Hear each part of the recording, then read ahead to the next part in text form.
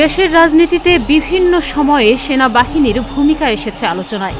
তবে জুলাই গণঅভ্যুত্থানের সময় এবং পরবর্তী সময়ে সেনাবাহিনী ইস্যু যেন আলোচনার তুঙ্গে। এছাড়া সম্প্রতি হাসনাত আবদুল্লাহর একটি বক্তব্য ঘিরে সেনাবাহিনী এখন টক অব দ্য কান্ট্রিতে রূপ নিয়েছে। হাসনাত সার্জিসের পাল্টাপাল্টি বক্তব্যে অস্থিরতা ছড়িয়ে পড়েছে জাতীয় নাগরিক পার্টিতে। রাজনীতিতে অনেকটা কোণঠাসা হয়ে পড়েছিল দলটির অবস্থান। এখন প্রশ্ন হচ্ছে, দেশের রাজনীতিতে কেন বারবার সেনাবাহিনী আসে? রাজনীতিতে সেনাবাহিনীর ভূমিকা নিয়ে খোলামেলা আলোচনা চলছে এখনও। রাজনীতি ও পেশাদার সেনাবাহিনী সহ সশস্ত্র বাহিনীর দুটি আলাদা জগৎ হওয়ার কথা। কিন্তু রাজনীতিতে প্রভাব বা রাজনীতি নিয়ে রাজনীতিকদের সঙ্গে সেনাবাহিনীর যোগাযোগ কেন থাকবে? সমস্যাটা কোথায়? রাজনীতির দুর্বলতা নাকি ব্যর্থতা? এসব প্রশ্ন উঠেছে বারবার। সম্প্রতি আন্তর্জাতিক গণমাধ্যম বিবিসি বাংলায় এ নিয়ে একটি বিশেষ প্রতিবেদন প্রকাশিত হয়েছে। শেখ হাসিনার সরকারের বিরুদ্ধে ছাত্র জনতার আন্দোলনের শেষ পর্যায়ে তা দমনে সেনাবাহিনী সহ বিভিন্ন বাহিনীকে মাঠে নামানো হয়েছিল।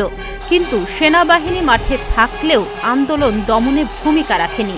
এ নিয়ে রাজনৈতিক দলগুলোর দাবি, তারাও সেনাবাহিনীকে সহযোগিতা করেছে, কারণ বেসামরিক প্রশাসন ও পুলিশ বাহিনী বিপর্যস্ত হয়ে পড়েছিল। সেনাবাহিনীর সেই ভূমিকা আলোচনায় ছিল। এ বিষয়ে নিরাপত্তা বিশ্লেষকদের অনেকে মনে করেন, বাংলাদেশের রাজনৈতিক দলগুলোর বিরোধ, পরস্পরের প্রতি অসহিষ্ণুতা ও ব্যর্থতার কারণে গণতান্ত্রিক প্রতিষ্ঠানগুলো শক্তিশালী হয়নি। ফলে গণতন্ত্র প্রাতিষ্ঠানিক রূপ পায়নি, আর সেটাই রাজনীতিতে সেনাবাহিনীর ভূমিকা রাখার সুযোগ তৈরি করেছে। এই পরিস্থিতিকে কিন্তু রাজনৈতিক দলগুলোও অস্বীকার করছেন না। বিএনপি সহ বিভিন্ন দলের নেতারা বলছেন, রাজনীতিকদের ব্যর্থতা এবং কিছু কিছু ক্ষেত্রে অদক্ষতার কারণে গণতন্ত্র এখনও দুর্বল অবস্থায় রয়ে গেছে। এছাড়াও রাজনীতিক ও বিশ্লেষকরা মনে করেন, ক্ষমতাসীন রাজনৈতিক দলের ক্ষমতা আঁকড়ে রাখার চেষ্টাও বিভিন্ন সময় দৃশ্যমান হয়েছে। সে কারণে অনেক সময় রাজনৈতিক শূন্যতারও তৈরি হয়েছে। এখন প্রশ্ন হচ্ছে, গণতন্ত্রের দুর্বলতা ও রাজনৈতিক ব্যর্থতাই কি একমাত্র কারণ? বিশ্লেষকদের অনেকেই রাজনীতিকদের ব্যর্থতা ও গণতন্ত্রের দুর্বলতাকেই দায়ী করেছেন।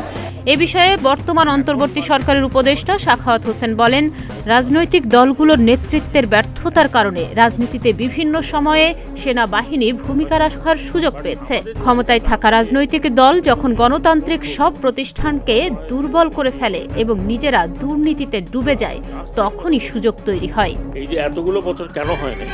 এদিকে বিভিন্ন দল অবশ্য অনেক ক্ষেত্রে রাজনীতিকের দুর্বলতা বা ব্যর্থতার অভিযোগ অস্বীকার করেছেন। বিএনপির স্থায়ী কমিটির সদস্য সালাহউদ্দিন আহমেদ বলেন, রাজনীতিবিদদের দুর্বলতা ও অনেক ক্ষেত্রে অদক্ষতার কারণে বিভিন্ন সময় সেনাবাহিনীর ভূমিকা রাখার সুযোগ তৈরি হয়েছে। এদিকে জামায়াতে ইসলামী এবং বামপন্থী কয়েকটি দলও বিএনপি নেতার সঙ্গেই সুর মিলিয়েছেন। তাহনিয়া ইয়াসমিন, প্রতিদিনের বাংলাদেশ।